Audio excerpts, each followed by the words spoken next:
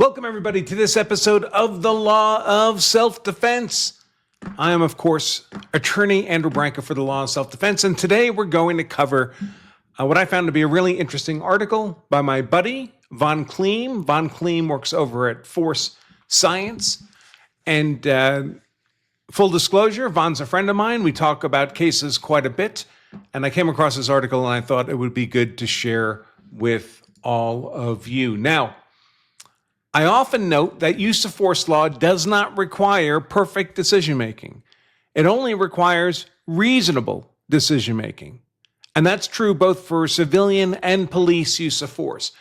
Aggressive prosecutors, however, are increasingly demanding what's not legally required: perfection. Using perfect 20/20 hindsight in what they perceive to be bad outcome cases.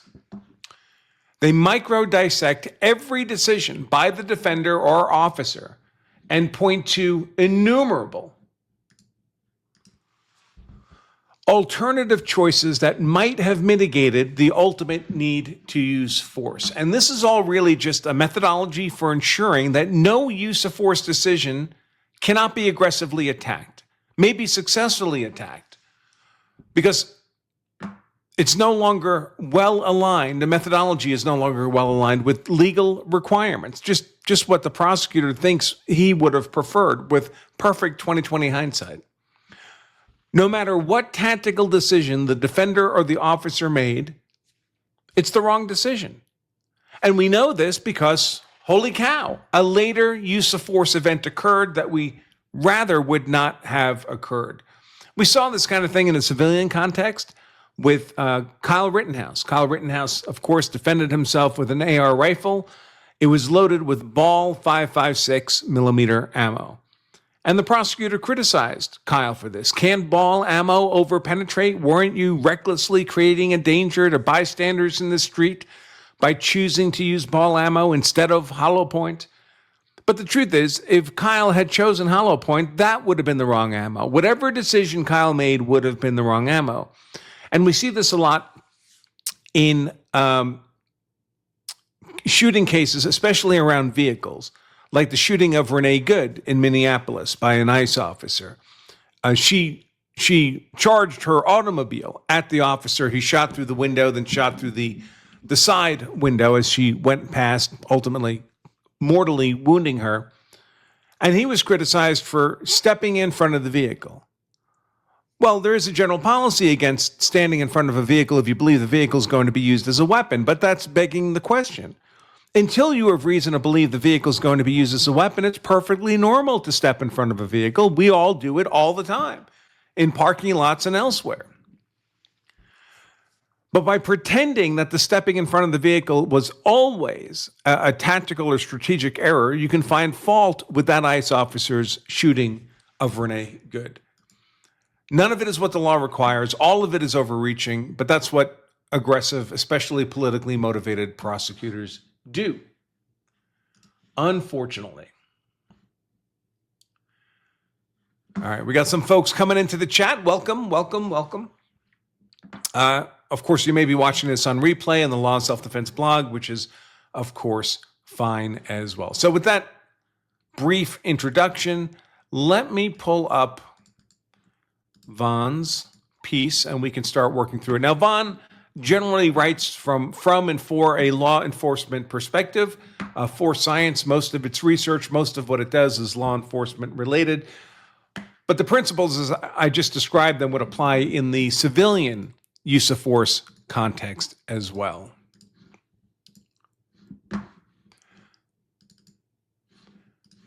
Let's get this a little bigger,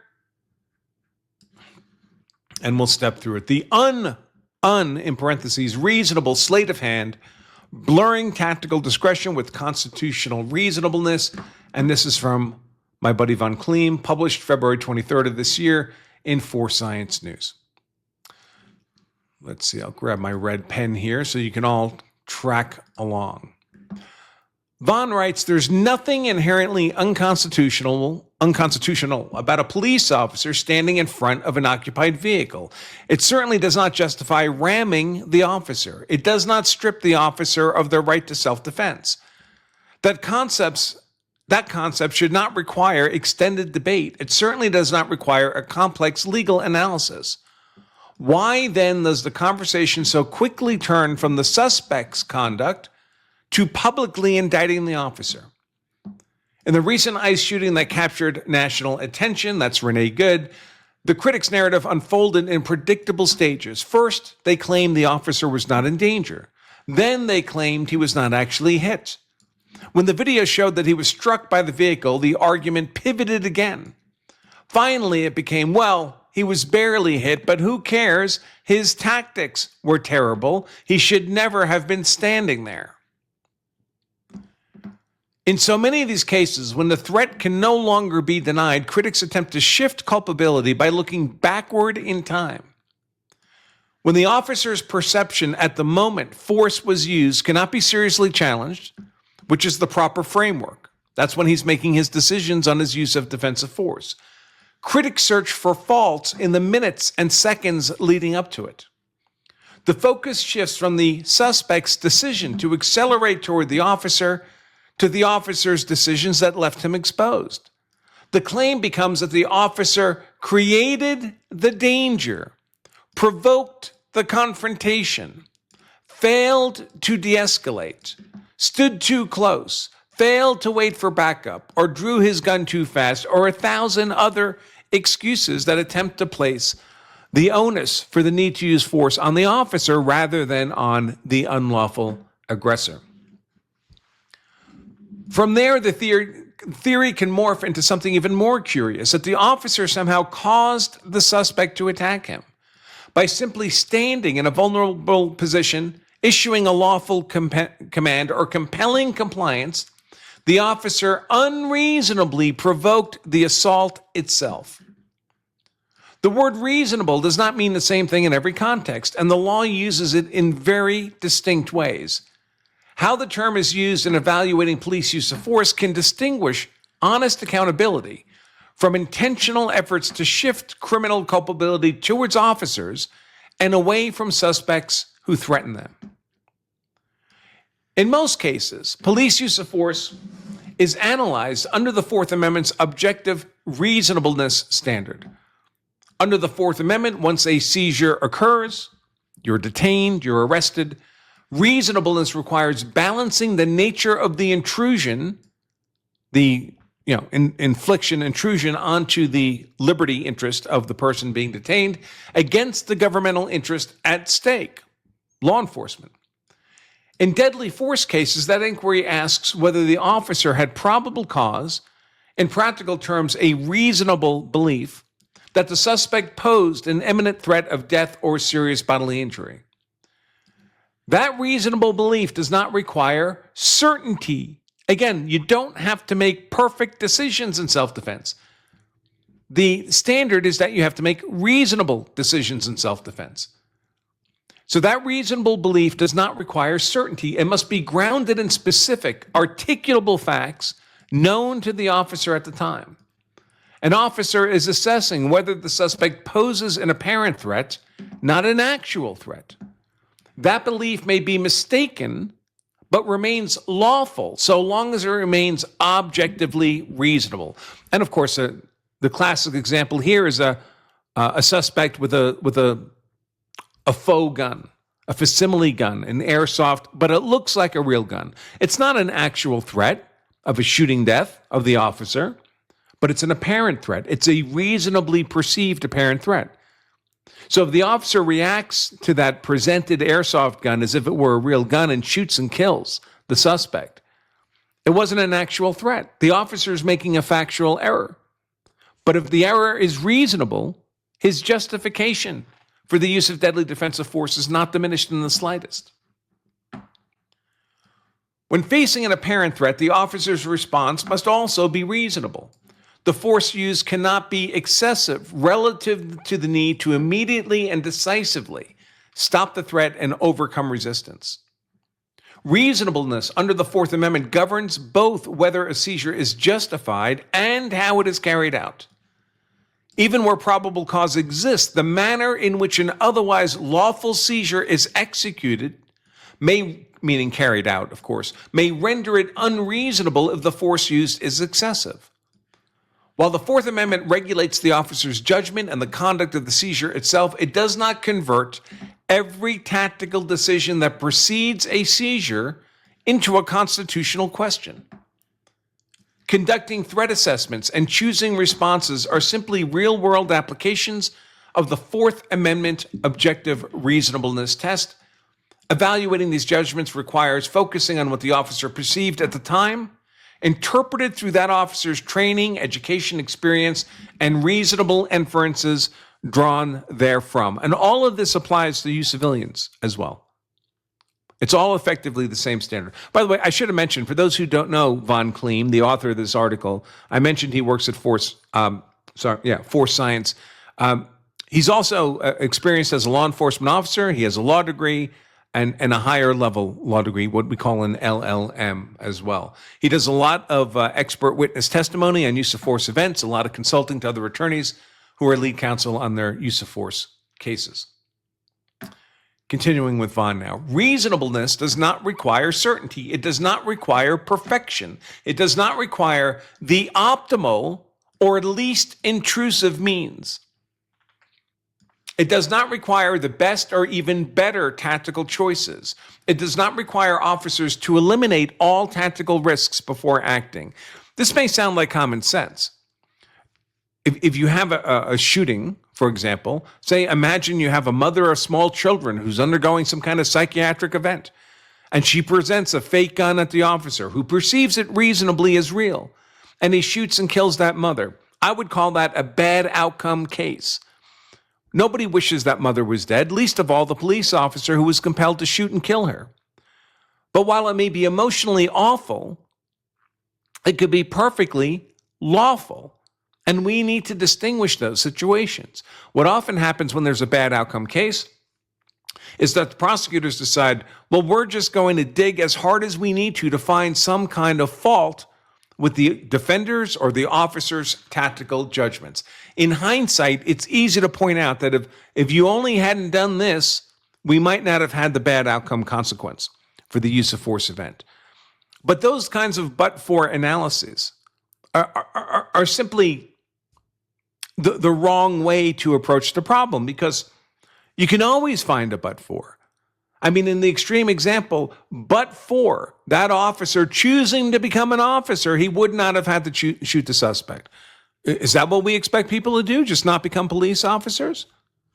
But for that officer deciding to get out of bed and go to work that day, he would not have shot the suspect. There's always something that could have been done different to have a different outcome. That's not the question. The question is, were the choices made reasonable choices under the circumstances?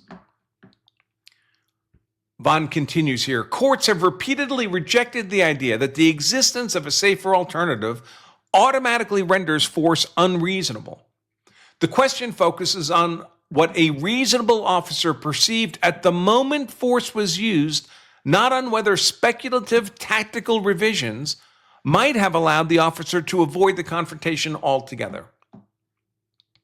When evaluating force encounters, pre-seizure conduct, so decisions made prior to the point where the defender or officer decided to use deadly force, may be considered as part of the totality of the circumstances, but it is far from determinative, and pre-seizure, by definition, does not convert discretionary tactical decisions into constitutional violations, because the constitutional doesn't address pre-seizure decisions. It addresses unreasonable seizure by the government. There has to be a seizure before the Constitution's implicated here. Von continues, the Supreme Court reinforced this position in LA versus Mendez, and again in Barnes v. Felix, that's a 2025 decision, just last year. In Mendez, 2017, the Supreme Court refused to allow prior constitutional violations to automatically discredit a later, otherwise reasonable use of force. Where the court was unwilling to find prior constitutional violations sufficient to undermine a later use of force, it has been even less willing to allow pre-seizure discretionary tactics to play that role. In Barnes, the Supreme Court rejected a lower court's attempt to limit the reasonable inquiry only to the instant immediately preceding the use of force. Despite the enthusiasm of reform activists, the Supreme Court did not adopt or endorse the academic theory of officer-created jeopardy. Neither Mendez nor Barnes transformed discretionary pre-seizure tactics into constitutional questions. Barnes, the Supreme Court decision from last year, clarified the relevant period of evaluating use of force, but the standard itself did not change.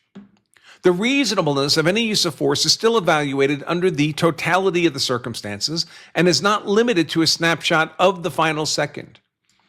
The immediacy and severity of the threat remains central to assessing the nature and quality of force used in response. Courts recognize that context matters. That necessarily means prior events could be relevant. Known history, including earlier threats or escalating conduct, can inform how an officer understands the risk at the moment, and lots of information that the officer may have. An officer may be dispatched to a shooting scene.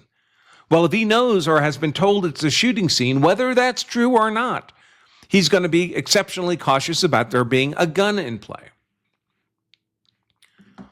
Vaughn continues, but the questions remain centered on the circumstances confronting the officer when force was used, not on speculative claims about what different pre-seizure tactics might have prevented the use of force. For decades, the Supreme Court has interpreted the Fourth Amendment to guide and afford deference to judgments made under tense, uncertain, and rapidly evolving circumstances, referencing Tennessee versus Garner there, another Supreme Court decision. A reasonable belief in an apparent threat is sufficient, and close cases inures to the benefit of the officer. Qualified immunity reinforces that structure. It shields all but the plainly incompetent or those who knowingly violate the law. It recognizes that officers must make split-second decisions without the luxury of 20/20 hindsight. Together, the Fourth Amendment and qualified immunity significantly narrow the path to liability in close cases. That reality presents challenges for those who seek to impose liability, even where the law and facts overwhelmingly support the officer. So instead of confronting the constitutional standard directly, critics shift the analysis towards hindsight criticism of discretionary tactics. When the Constitution does not produce the result critics of police seek, their focus moves from whether the force was objectively reasonable in the moment to whether the officer could have handled the situation differently in general. Jurors, community members, political leaders, and even police executives are invited to substitute their judgment for the officer on the scene and treat disagreements on tactics as constitutional defects. New sources of authority are introduced. Instead of constitutional standards, critics cite their own curated view of professional norms. They offer vague notions of generally accepted police practices, even if the officer in question has never been trained on any of those purported generally accepted police practices. They reference model policies, white papers, position statements, and even their own books, as though they define legal obligations. They present these materials as if they represent settled benchmarks rather than discretionary guidance. They imply that deviation from these preferences is unreasonable and evidence of misconduct, but these are not constitutional standards. They are not universal best practices. They are not national mandates. Tactics remain discretionary. They are subject to the risks, benefits, and trade-offs evaluated by the officer in real time and in alignment with legitimate law enforcement efforts. What critics often present as professional consensus are distinct policy judgments. They may reflect aspirational goals, risk management strategies, political compromises, or evolving reform agendas, but they are frequently selectively framed, stripped of context, or overstated to create appearance of authority, like mandates to de-escalate. When would you de-escalate? You wouldn't even know to de-escalate until you knew there was a threat. Once there's a threat, you need to respond to the threat. Even national organizations that participate in drafting model policies do not share uniform political objectives or enforcement priorities. As such, these organizations expressly reject the idea that their policy recommendations form the basis of national standards. None of this suggests that policing should resist scrutiny or improvement. As a profession, law enforcement has long defined itself by constant self-assessment and commitment to improvement. Agencies collaborate with academic partners, including with Force Science, mental health professionals, community stakeholders, and adjacent industries to improve training, tactics, and outcomes. That ongoing pursuit of improvement is part of a professional identity. But professional evolution does not redefine constitutional standards. As discussed in the expert trap, I'll have to check that out and see if maybe we'll cover that another time. It's another Vaughan article. So it's probably pretty good. Vaughan does really good work. As discussed in the expert trap, best practice, quote unquote, optimal performance, quote unquote, and even perceived consensus, quote unquote, are not Fourth Amendment requirements. Officers may strive ethically and professionally to perform at the highest level possible under difficult circumstances. Agencies may revise policies in light of new research or community priorities, yet due process requires fair notice. Due process, of course, especially in a criminal prosecution. In other words, fair notice to the officer that his conduct and tactical choices would carry criminal liability implications. Officers must be judged against the legal standards and training governing their conduct at the time, not against aspirational models, contested theories, or shifting political preferences imposed after the fact. That distinction matters when we examine how modern professional norms and practices may have developed in the first place and how they are now being characterized. As we attempt to put academic and industry guidelines in their proper roles, it's important to understand where many of these professional norms originated. Over the past decade, police organizations have deliberately adopted policies designed to reduce officer injury and reduce the number of incidents in which people might otherwise be lawfully shot. Agencies have encouraged officers, when feasible, to prioritize escaping the path of threatening vehicles rather than engaging with deadly force. They have implemented more restrictive pursuit policies. They have emphasized de-escalation and distance when circumstances permit. These developments are not admissions that prior tactics were unconstitutional. Instead, they reflect a voluntary effort to reduce lawful use of force and to minimize harm to both officers and suspects. These policies operate within a broader set of enforcement responsibilities. Officers are tasked with reducing crime, executing warrants, preserving evidence, deterring resistance, and maintaining the rule of law. Decisions to disengage, delay, or avoid confrontation in order to reduce the likelihood of force involve trade-offs. Suspects may escape, evidence may be lost, deterrence may erode. If the sole objective were to eliminate risk to officers or suspects, officers would be far less likely to initiate contact at all.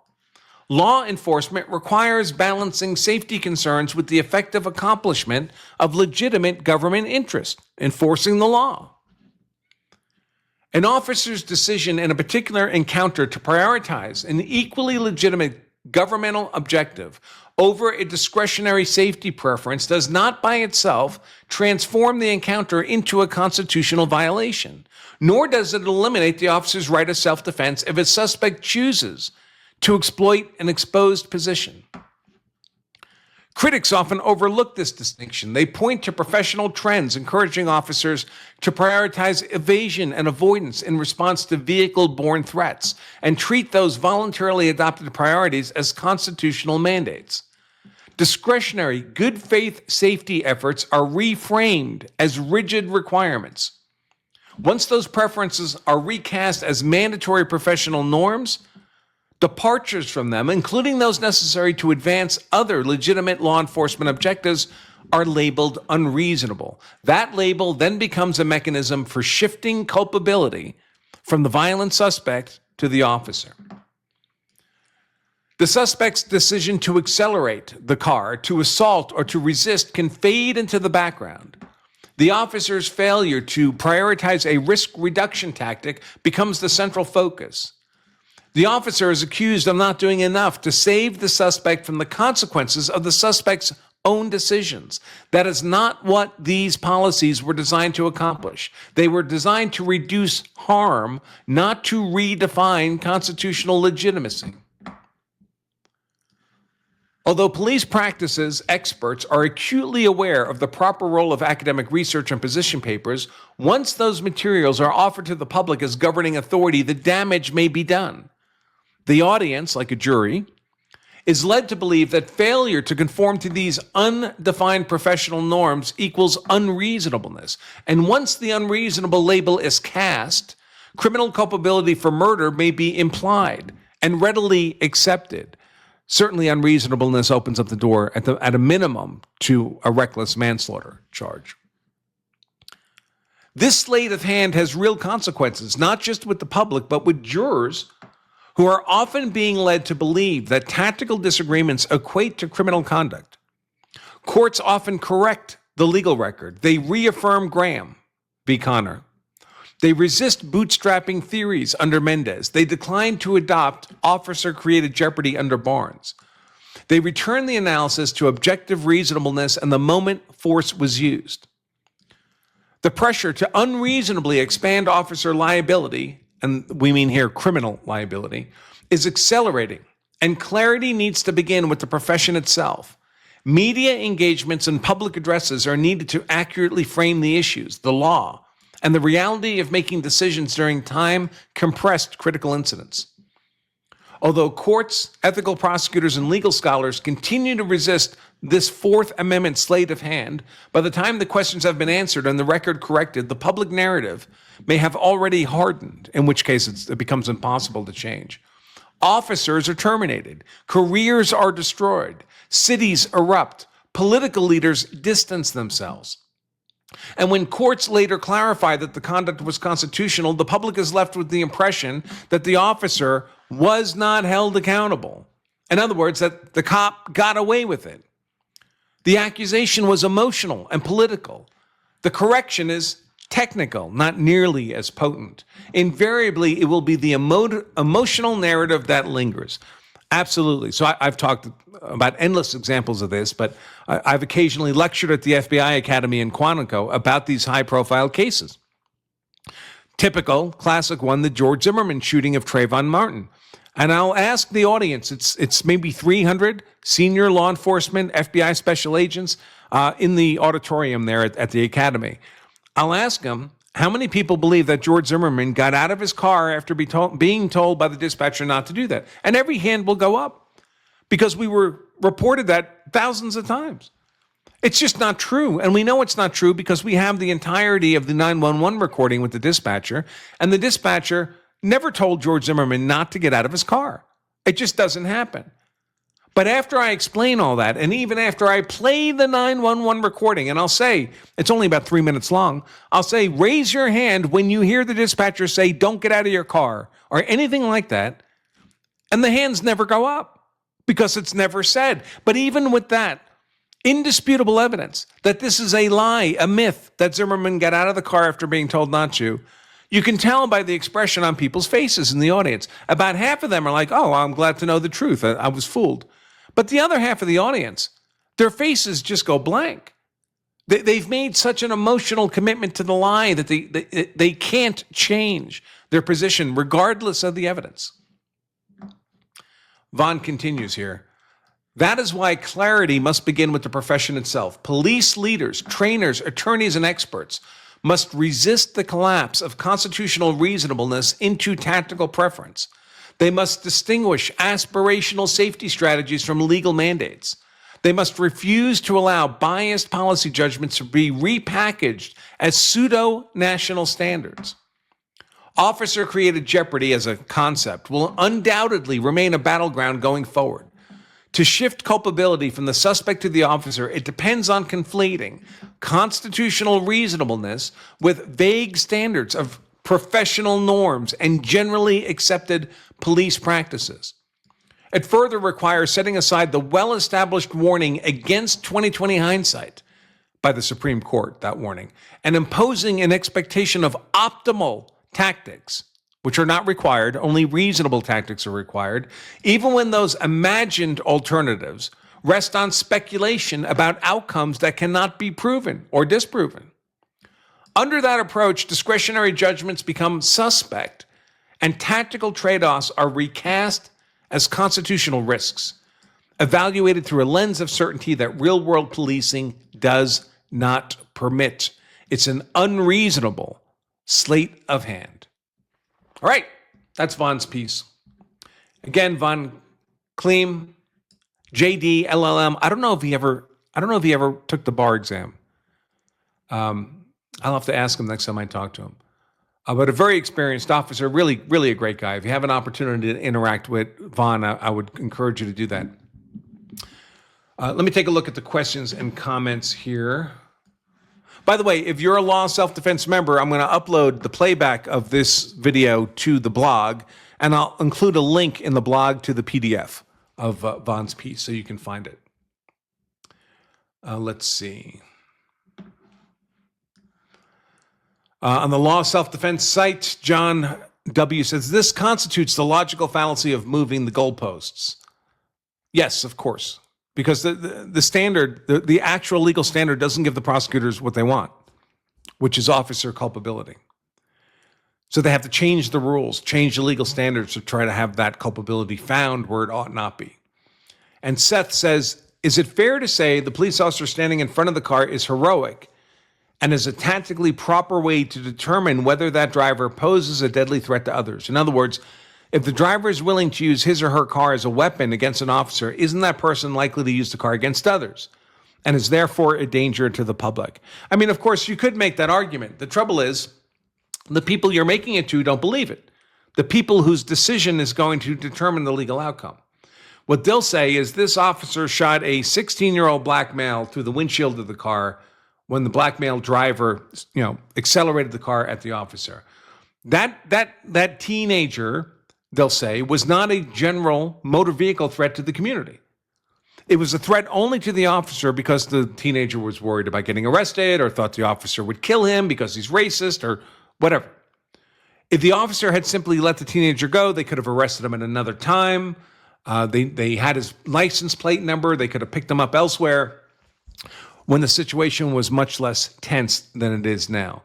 And some of those people genuinely believe that an officer will stand in front of a vehicle solely to have an excuse to shoot through the windshield if there's even a hint that the vehicle may be used as a weapon. In other words, that the officer's actually racially motivated and fabricating a circumstance in which they can claim to use. It's almost a provocation with intent scenario. It's almost like take a swing, I dare you.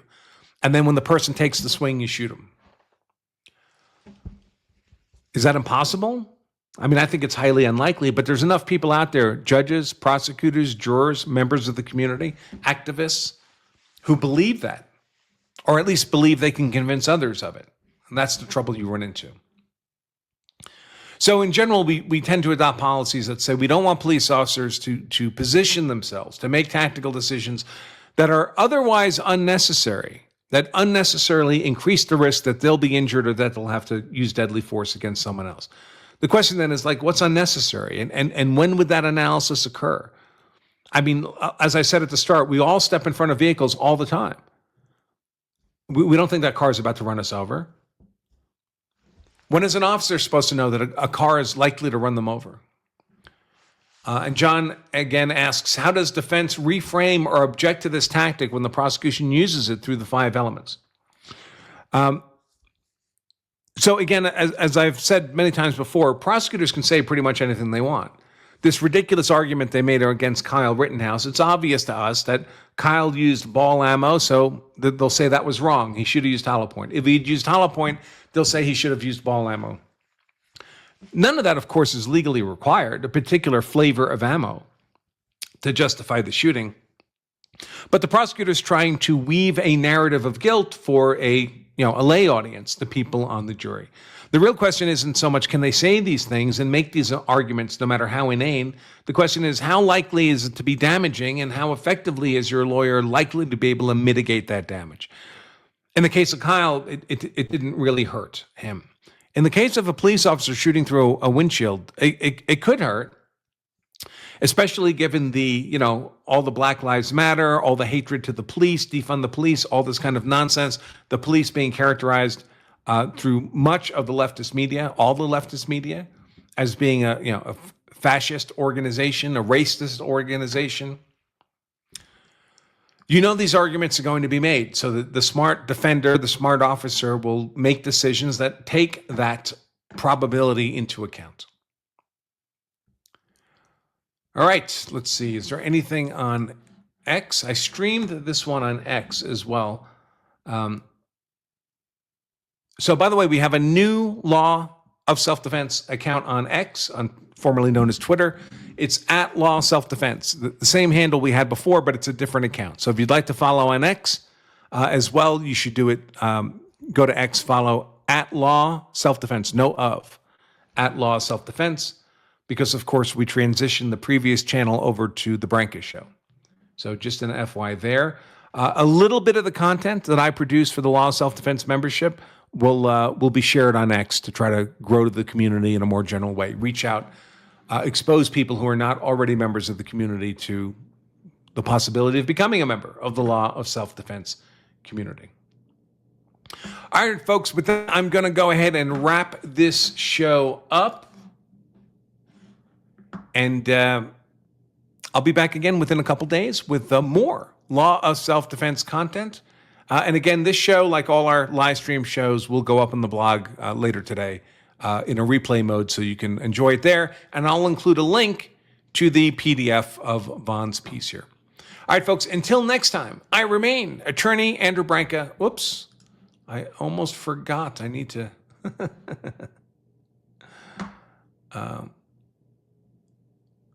I need to change my outro.